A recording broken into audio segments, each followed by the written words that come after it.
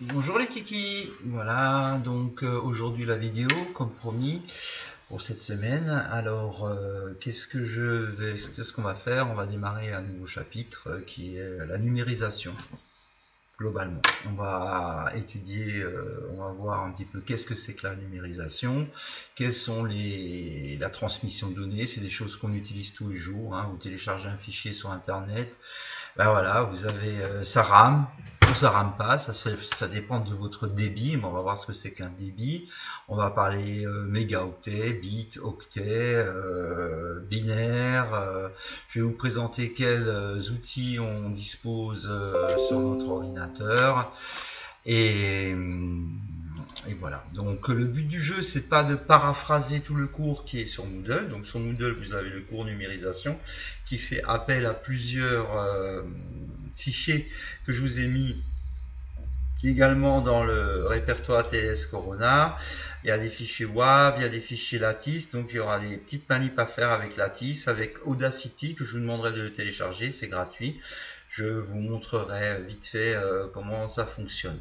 Donc le but du jeu, c'est de pas vraiment paraphraser tout le cours, mais c'est de vous donner quelques pistes pour essayer d'en venir à vous. C'est pas très compliqué en soi, seulement il faut s'y plonger dedans. Il y en a pour c'est bleu. Il y en a pour 5 à 6 heures de boulot. Donc voilà, je vais partager mon écran et puis on retourne directement sur le cours. Voilà. Alors, partage l'écran, j'ouvre le cours, donc voilà ce cours. Il est relativement long, hein. Il fait pas mal de pages. Hein. Voilà, un petit peu, ouais, il fait 1, 2. Oui, c'est pour ça que j'ai pris un peu de temps. Hein. Parce qu'en fait, moi, ce cours-là, quand j'étais en présentiel, hein, c'était beaucoup de choses que je faisais au feeling, donc qui n'était pas forcément écrite, et voilà, donc j'ai tout mis en page, et donc ça commence là et ça finit ici. Voilà le boulot un petit peu pour cette semaine, hein. Tout ce qu'on va faire. Donc allez, on redémarre. Voyons voir. Alors, bon, c'est parti. Kiki, hop. Donc, hein, en préambule, les notions, les contenus, les généralités. Alors, qu'est-ce que c'est que la transmission de l'information? Vous avez une information à transmettre. Je regarde juste. Non, c'est pas ça. Je regarde juste. Voilà, oui, il faut que je mette cette vidéo en tout petit parce que sinon, ça va pas le faire. Voilà. Donc là, normalement, vous devez voir. Donc ici, information à transmettre. Elle est là. Donc, et on veut la donner au destinataire. Donc, cette information, surtout dans cette période de distanciel, cette information, c'est une grandeur. Voilà, ça peut être un texte, ça peut être de la voix, ça peut être une vidéo, ça peut être plein de choses, et ça va passer par un canal de transmission et jusqu'au destinataire. Mais avant ça, il va falloir l'encoder puis le décoder. Hein, c'est ce que va faire votre ordinateur. Hein, alors, qu'est-ce que l'information à transmettre? Qu'est-ce que c'est? L'information à transmettre, c'est ce qu'on appelle une grandeur analogique qui varie de manière continue avec le temps. Et on va avec un CAN, un convertisseur analogique numérique, on va le transformer en une série de bits. Des bits, c'est des grandeurs binaires entre 0 ou 1 qui vont être transmises via le canal. Donc on va d'abord étudier ce que c'est qu'un CAN, un convertisseur analogique numérique, et effectivement en bout de course, qu'est-ce qu'on a? On a le décodeur, ça va pas être un CAN mais un CNA, un convertisseur numérique analogique, c'est-à-dire qu'on va transformer ces 0 et C1 en une grandeur analogique. On va faire le travail inverse. Si quelqu'un sait comment arrêter ces pubs que j'ai, ces notifications là sur le côté, ça me gonfle, je ne sais pas comment faire. Enfin, voilà, donc voilà, une petite question, une application, à vous de voir. Alors, pour comment fonctionne un CAN? D'abord, en fait, c'est un bloqueur, et d'abord on a un bloqueur, puis après on a un convertisseur. Qu'est-ce que ça veut dire? D'abord, ben, l'information, il faut que je la bloque. Je peux pas tout mettre, évidemment ça va très vite, mais je peux pas tout envoyer comme ça de but en blanc. Je bloque une partie de l'information. Par exemple, je lève la main ou je dis quelque chose, et cette partie-là, pouf, je la convertis en une suite de bits. Boum. Et ensuite, je continue, tac, tac, et ainsi de suite, tout en série. Hein. Pour ce faire, deux paramètres sont vachement importants. C'est d'une part la fréquence d'échantillonnage, dont on va vite fait vous en parler, et d'autre part la quantification. Hein. On va voir ça ensemble. Mais on va voir la quantification et la fréquence d'échantillonnage. Pour ça, on a un outil que vous connaissez très bien, c'est notre fameuse pizza. Je vous ai surligné des choses en jaune là, qui sont importantes pour la suite. Hein.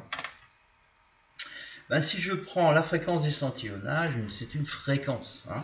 Une fréquence, c'est quoi? C'est l'inverse d'une période. Donc là, j'ai mon signal qui est analogique, hein, qui est bien continu, et je vais découper ce signal en plusieurs petits points. Hein. Je vais dire, ben, à ce moment-là, T0, je prends. TE plus tard, donc la période d'échantillonnage plus tard, je vais prendre la valeur, etc., etc., etc. Effectivement, hein, je ne vais pas vous rappeler qu'une fréquence d'échantillonnage, c'est l'inverse de la période. Forcément, si j'ai ici une fréquence d'échantillonnage, en bleu, vous aurez le signal numérique. En rouge, c'est le signal analogique qui a été converti en un signal numérique. Donc, vous voyez que ce n'est pas tout à fait fiable.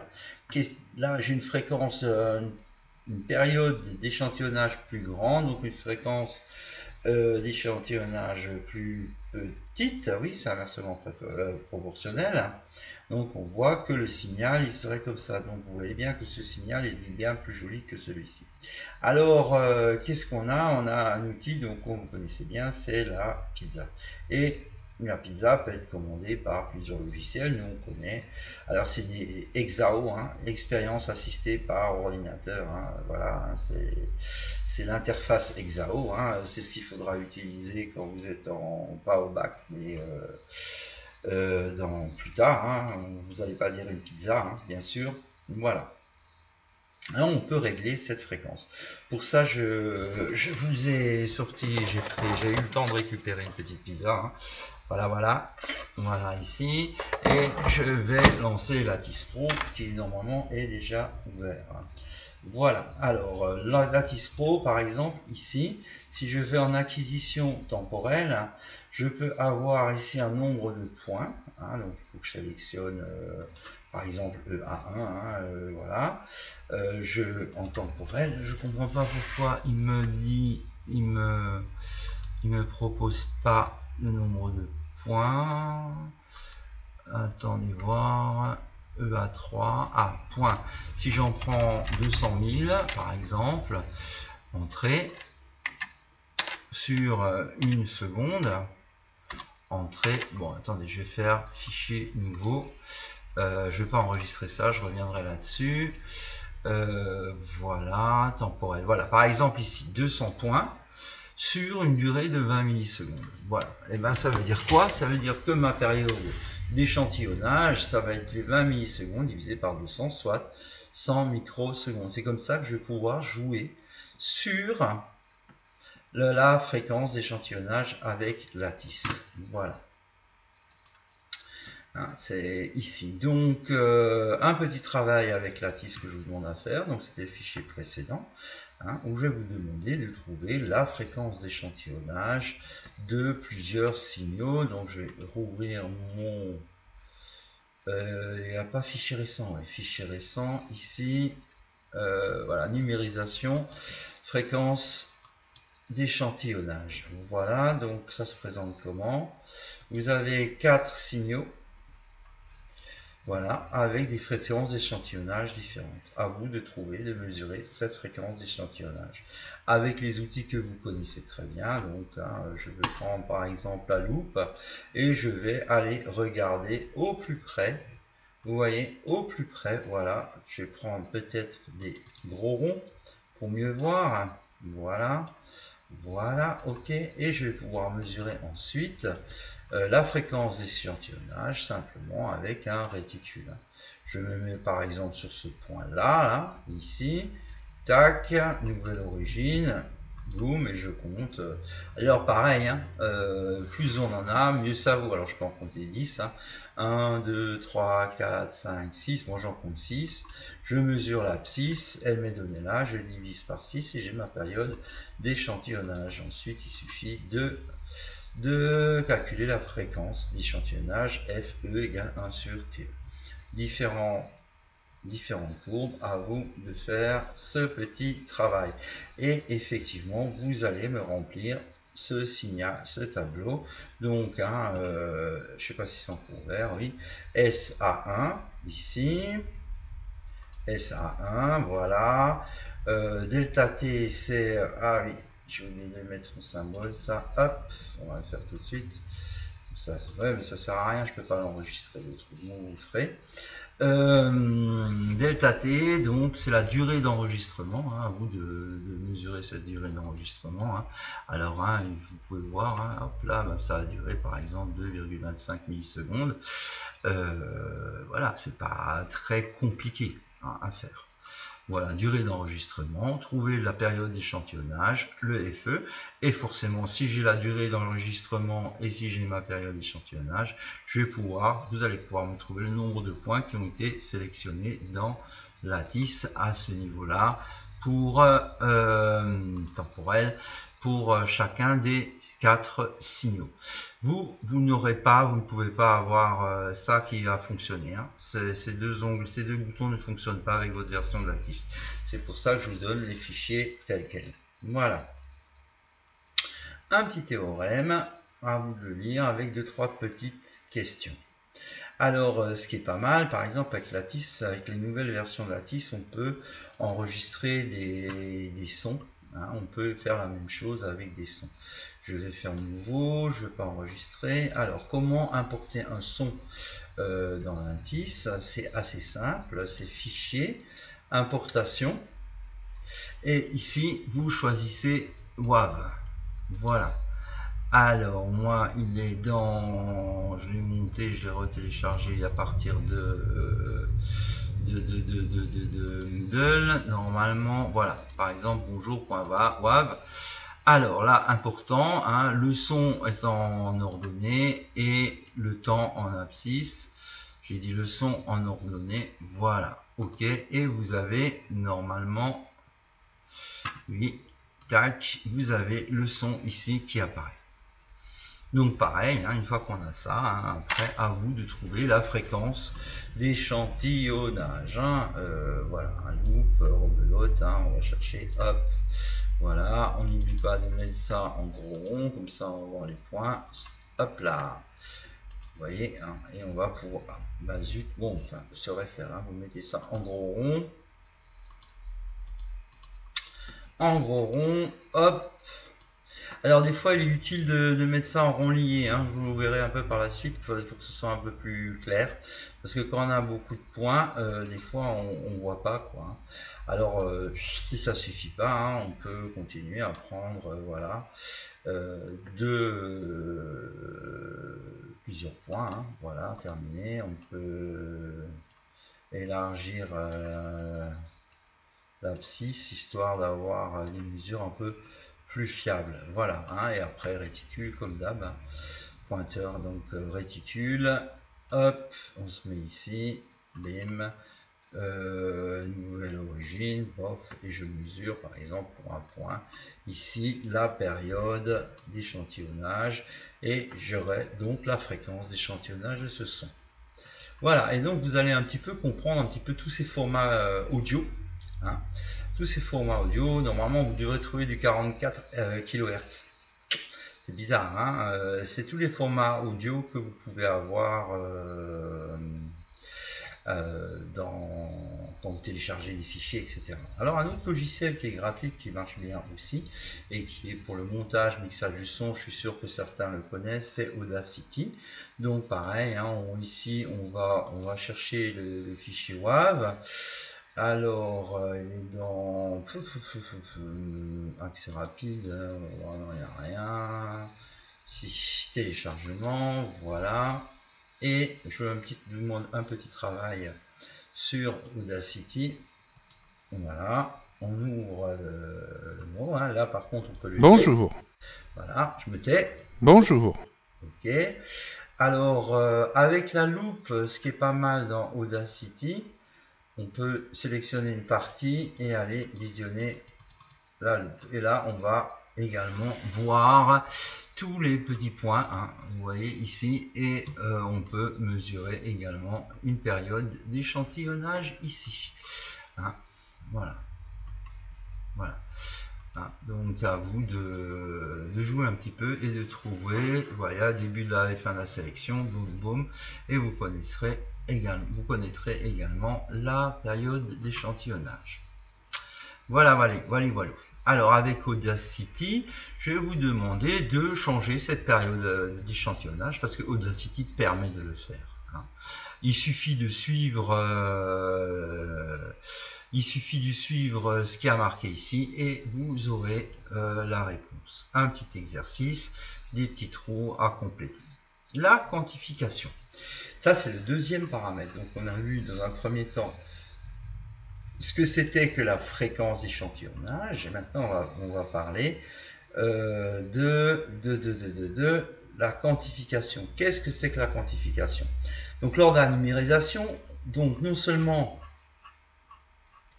on est dans du binaire, hein, non seulement il va falloir couper ce signal, mais il va falloir également le convertisseur, lui, il va forcément mettre pas des valeurs continues. Ce sera ou celle-ci ou celle-là. Hein. Donc, tant que je suis en dessous de cette valeur, eh ben, on va prendre cette valeur. Quand je serai au-dessus, ben, en dessous de cette valeur, je prendrai cette valeur-là. Hein. Ça sera ça ou ça, mais il n'y en aura rien entre. C'est pour ça que la fréquence d'échantillonnage, plus elle est petite, enfin bon, je ne vais pas vous donner les réponses à toutes les questions que je vous ai posées. Donc, la quantification, c'est quelle valeur en millivolts, enfin en millivolts, va pouvoir être mise. Et bien ça dépend de deux choses. Non seulement du convertisseur, qui lui peut être un convertisseur 8 bits, 16 bits, 32 bits. Là, notre pizza fait du 12 bits, et du calibre. Hein, et du calibre. Alors, voyons ici.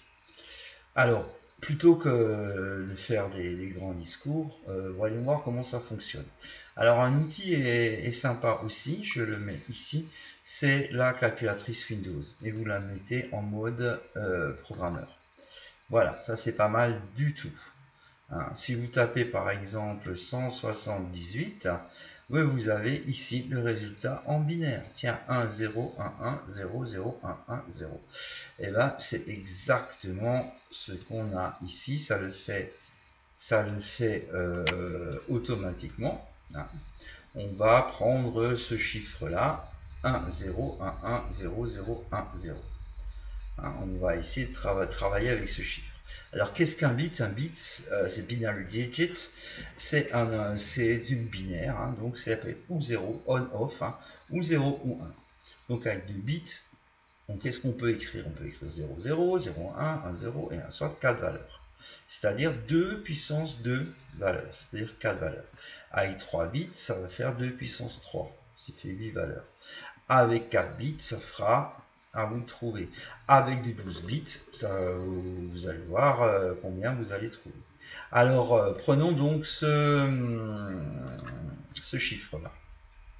Cet octet. Octet, pourquoi? Parce qu'il y a 8 bits. 1, 2, 3, 4, 5, 6, 7, 8. Alors, ça se lit de gauche, ça se lit de droite vers la gauche, parce que d'abord il y a le 0 qui arrive, après il y a le 1, etc., etc. Et là, on a un message, un mot. Hein, on a un mot. Le 0, c'est 2 puissance 0. Attention, ça ne fait pas 0, mais ça fait 1. Mais comme j'en ai pas, ben je retourne la valeur 0. Hein, comme ce bit, il est à 0, donc j'ai 2 puissance 0 égale 1. Ok. Ici, j'ai 1 bit à 2 puissance 1. Ben, ça nous fait du 2. Là, j'ai 0 bit à 2 puissance 2 qui est 4, ça fait 0, ben, j'en ai pas, donc j'ai pas le 4. Pareil pour le 8, je n'ai pas ce bit, vu que ce bit il est à 0, donc il est à 0. Par contre, pour le 2 puissance 4, ici, ben oui, j'ai qui est égal à 16, j'ai un bit, donc j'ai 16. Et pareil pour le 32, et pareil pour le 0, et pareil pour le 1.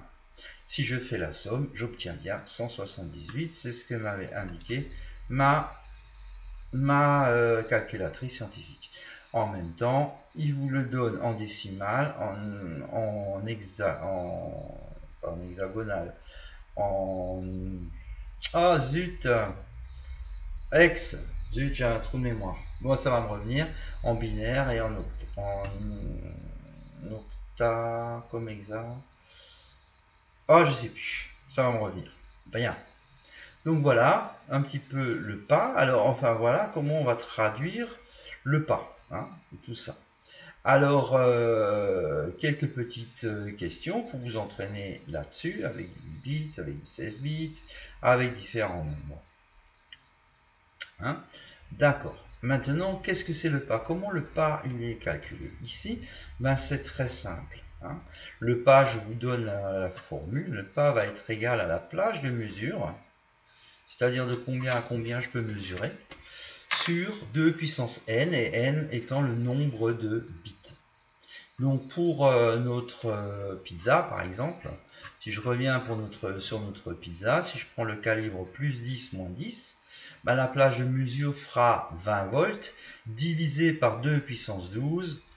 Je vous laisse faire le calcul, ça vous donnera le pas. Ça veut dire que toutes ces valeurs seront toujours espacées.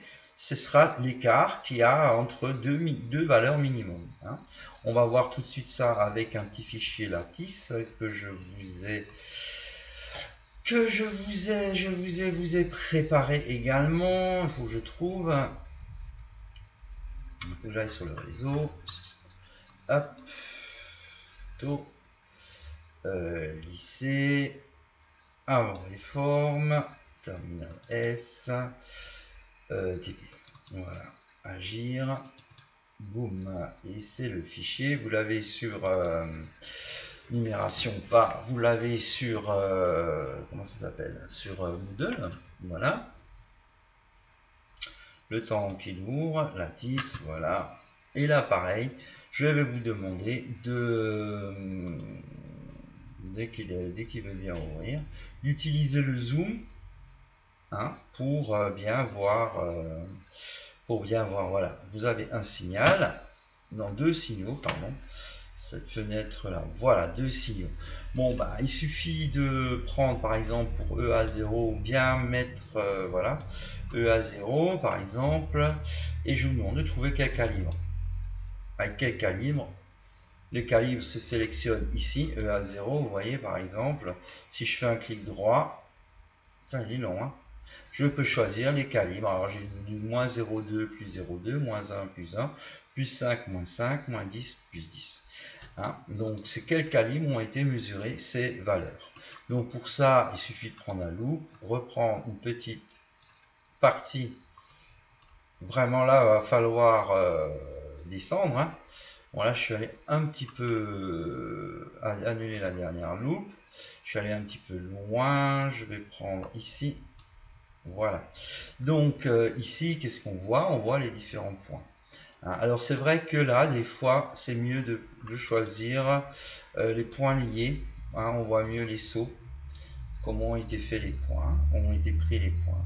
Ah, vous voyez, donc là, pareil, ensuite avec les réticules, hein, seulement on va pas lire les grandeurs, on a un truc ici, hein, par exemple là, je suis à 3,805 millivolts, toc, ici je suis à 6,21, donc je vais pouvoir trouver le pas. Hein. Donc évidemment, le mieux c'est de prendre plusieurs valeurs. Donc là j'ai un pas, deux pas, trois pas, quatre pas, cinq pas. Je mesure la différence entre ça et ça, je divise par 5, j'ai le pas. J'applique ma petite formule et je vais trouver le calibre avec lequel j'ai mesuré, j'ai pris ces deux signaux. À vous de trouver. Hein. Maintenant, avec Audacity, évidemment, on peut également jouer sur le pas. Là, tout est... Oh, décidément, là, j'essaie de faire... de transformer ma CNC en table traçante, mais j'ai du mal, donc j'essaye. Bon. Donc on peut, un petit travail, tout est expliqué dans la fiche, vous n'aurez pas besoin de que je vous explique, et c'est à vous de suivre et à chercher un petit peu. Alors vous allez me dire, pourquoi c'est important? Tout ça va nous donner, avoir une influence sur la taille du fichier à transmettre. Hein. Donc il va falloir trouver un critère de numérisation. Alors, la quantification, alors le nombre d'octets, qui est un ensemble de 8 bits, hein, nécessaire pour décrire numériquement une minute de son, par exemple, et n c'est le nombre d'octets, hein. Donc attention, si j'ai 2 octets, j'ai 16 bits, etc. Si j'ai 10 octets, j'ai 80 bits. Hein, si on part sur une quantification en 8 bits, c'est égal à f qui est la fréquence d'échantillonnage, que je multiplie donc ma quantification en bits, 8 bits, 16 bits, 32 bits, que je divise par 8.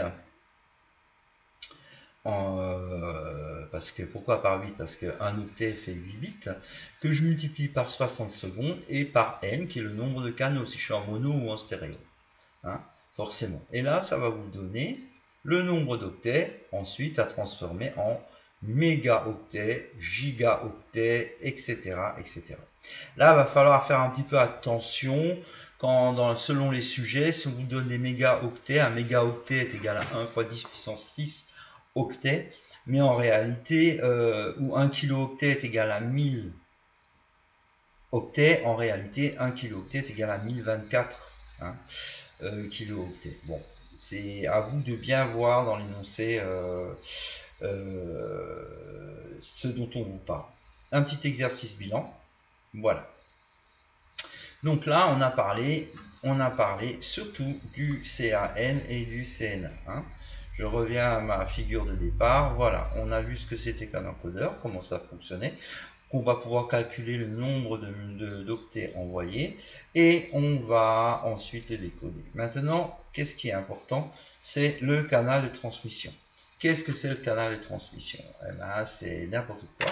Ça peut être des ondes hertziennes, ça peut être du courant électrique, ça peut être le Wi-Fi, ça peut être différentes ondes. Hein, voilà. Hop, canal. Je vais un petit peu vite. Hein, voilà. Alors, ça peut se faire de deux manières, soit c'est guidé, ou bien on est libre. Hein. Si c'est guidé, qu'est-ce qui est guidé? Votre fibre, par exemple, hein, est libre. C'est le cas de la téléphonie, par exemple, ça peut être la télévision, etc. Alors, un petit peu de maths, un petit peu de log, pas très compliqué. Ça vous sera toujours donné, par la peine de le retenir par cœur. Hein. On va parler du coefficient d'atténuation, hein, qui est égal à grand A, qui est l'atténuation par mètre. Hein, donc, A, c'est l'atténuation, elle est en décibels. Hein. Donc c'est comme un petit peu le niveau d'intensité sonore, hein, que vous connaissez, grand L, qui est égal à 10 log de la puissance d'entrée sur la puissance de l'émetteur fournie sur la puissance reçue. On a l'émetteur, le canal de transmission, la puissance reçue. Là on va trouver grand A, et là on va trouver le coefficient d'atténuation. Donc forcément vous comprendrez bien que si vous êtes loin du SRO, NRO, alors NRO, SRO, c'est par exemple, moi ma ligne fibre, elle part de ma box à chez moi, à NRO, je ne sais même pas ce que ça veut dire, NRO, c'est juste en bas de la rue, c'est un boîtier où toutes les fibres arrivent ici, c'est un collecteur de toutes les fibres, hein, c'est un fil par usager, et une fibre par usager, et tout ça c'est remis dans un tube, et ce tube il part au SRO, qui est à 3 km de chez moi, ici il est à Remaxé. Hein. Et du SRO ça va au distributeurs de l'information. Hein. Voilà, alors évidemment, là quelque part avant, voilà, j'ai mis un qui connaît l'unité connaît la formule, ici. On va parler du débit. Hein. Le débit ici, donc là, si vous êtes un peu intelligent, qui connaît la formule, hein, vous la trouvez, sinon la formule est un peu plus loin. Qu'est-ce que c'est qu'un débit? Ben, c'est le nombre de bits. Attention, ça c'est important. Hein. C'est le nombre, c'est toujours en bits par seconde. Hein. Attention. Hein. Attention, on peut aussi utiliser des mégaoctets, ça dépend de l'énoncé. Mais la vraie définition d'un débit binaire, c'est des bits par seconde. Hein. Voilà. Avec un petit exercice ici à faire. Voilà, quels sont les différents types de... Alors, qu'est-ce que c'est qu'une fibre optique? Ben, vous avez le cœur, hein, 10 micromètres. Je ne sais pas si vous avez vu quand ils sont venus installer chez vous la fibre ou pas. On a une gaine et encore une protection ici. Hein, d'accord? Alors, qu'est-ce qu'on va utiliser? Évidemment, ça va très très vite. Ces bits qui sont envoyés sont supportés par un rayon laser, hein, et ce qui se propage à la vitesse de la lumière. On a 3 types de fibres. Bon, ça c'est juste pour le fun. Hein. Donc on a de la fibre, voilà, de mauvaise qualité. Hein. Alors comment ça fonctionne, hein, la fibre, hein, ça fonctionne grâce à la réfraction. Hein. C'est-à-dire que l'angle N1 sinus I1 égale N2 sinus I2, hein, rappelez-vous. Hein. L'angle, si ici l'angle I1 il est trop grand, trop petit, il faudrait que je fasse un calcul, et bien le calcul, le rayon ne peut pas sortir, donc il est forcément réfléchi, et ça continue ainsi de suite. Évidemment, si le cœur ici de la fibre on a une différence de N1, N2 ici vraiment très importante, on aura ce style là. Après, qu'est-ce qu'on peut? On peut jouer sur le gras, on va pouvoir jouer sur, pour avoir quelque chose de beaucoup plus joli, c'est ici dans le cœur de la fibre de mettre des indices de réfraction qui sont graduels, si bien que votre rayon, au lieu de faire ça et ça, il va faire ça, puis ça, puis ça, puis ça, et ça va être lissé. Hein, vous voyez, ça va être lissé pour avoir un signal bien comme une onde, hein, un signal pas mal. Hein, voilà. Quelques différents types de fibres, donc les mononodes, les multimodes à gradient d'indice. Hein, ça c'est le multimode à multimode à gradient d'indice, c'est le à saut d'indice, et ça c'est à mono indice. Hein. Monomode, voilà, avec certes différents débits. Donc vous pouvez voir que non seulement vous pouvez avoir, ça dépend avec quoi ils arrivent chez vous, quoi, hein, pour avoir quelque chose de bien. Hein, voilà.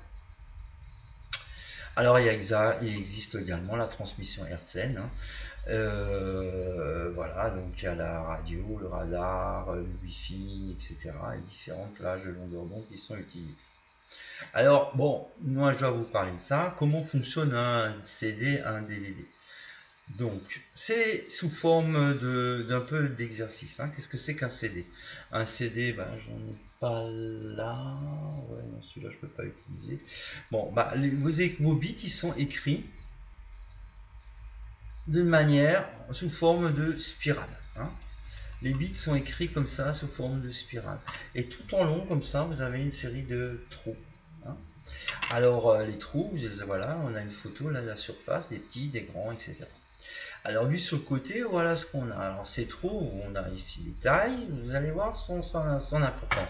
La largeur du trou et la distance entre chaque, dans votre spirale. Hein. La distance, forcément, hein, si vous écrivez comme ça, toc, attendez voir. Voilà, je fais une spirale ici, ben ici je vais avoir une distance, et là vous allez mettre des petits trous ici les uns derrière les autres. Alors comment ça fonctionne? Pour ça je vous ai mis un PowerPoint qui est très très bien expliqué. Donc là vous oubliez tout, vous regardez, vous lisez le PowerPoint, c'est génial. Hein. grosso modo, voilà, j'ai repris des images. Donc ici, ça reprend un petit peu le PowerPoint, hein, j'ai juste fait un copier-coller, mais le PowerPoint est pas mal. Hein. Comment ça fonctionne? Ben voilà, vous avez ici votre surface du CD avec des grands trous et des petits trous. Ben forcément, quand je vais agrandir un petit peu, voilà, parce que le PowerPoint, il est aussi sur Moodle, je ne l'ai pas téléchargé. Comment ça fonctionne? Ben en fait, vous allez envoyer votre rayon laser. Dessus, par exemple, on a des plats ou on a des creux. Hein. Ça, c'est un creux, ça, c'est un plat. Et ces creux, ils ont une certaine profondeur. Ça, son importance. Cette profondeur est proportionnelle à lambda. Lambda est la longueur d'onde du faisceau laser. On l'a divisé par lambda sur 4. Pourquoi?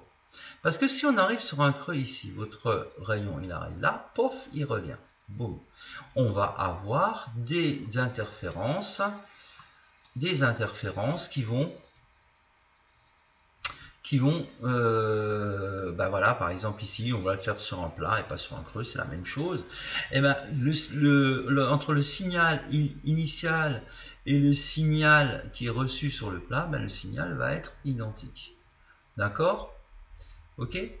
Donc, qu'est-ce qu'on va faire? On va avoir un signal reçu, on va avoir des interférences constructives, donc on va avoir quelque chose comme ceci. Par contre, si on est ici, entre le creux et le plat, on va avoir une différence de marge qui va être de 2 fois lambda sur 4, vu que la longueur ici, c'est le lambda sur 4. Donc l'aller et le retour, ça fait le 2 fois lambda sur 4. Ça veut dire un lambda sur 2. Dans le cas d'un lambda sur 2, qu'est-ce que j'ai? J'ai une interférence qui est, vous voyez, destructive. Okay, et donc, c'est grâce à ça qu'en fonction de l'interférence destructive ou constructive, qu'on va avoir, lors des transitions, un 0 ou un 1 qui va être lu. Hein. Alors, s'il n'y a pas de transition, on renvoie un 0, c'est-à-dire que si on a toujours des interférences constructives, on va renvoyer un 0. Par contre, si on a